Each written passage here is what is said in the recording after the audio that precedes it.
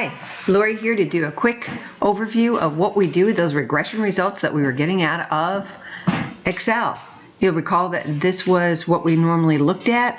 We always checked our R squared to make sure we could understand how much of the dependent variable we were explaining with our independent variables. We looked at our significance F to make sure that these weren't just randomly generated results just by chance, that in fact there was something going on and that these independent variables really were affecting the dependent variable.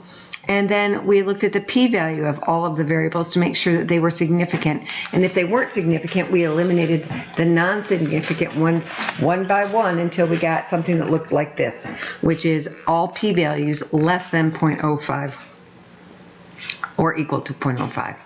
So what we're going to talk about now is what we do with these things, which are these coefficients. And first of all, we've got the intercept and then the coefficient for 7 different variables here.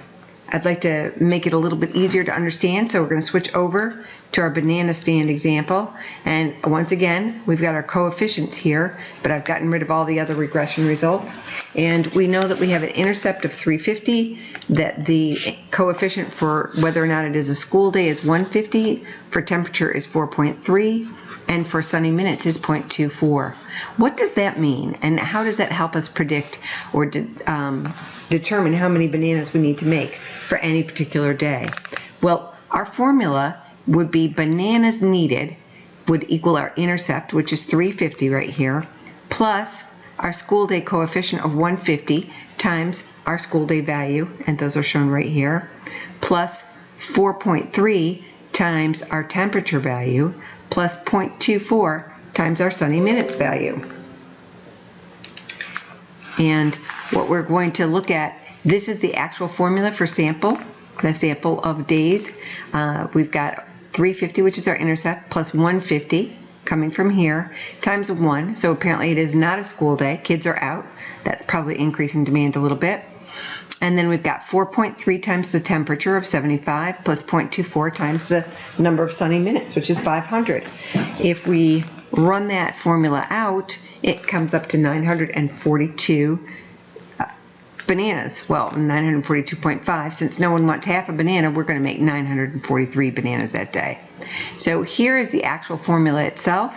What I've done is I've picked up B4, which is the intercept, and I've added B5, which is 150 times whether or not it's a school day. In this case, it's 0, plus B12.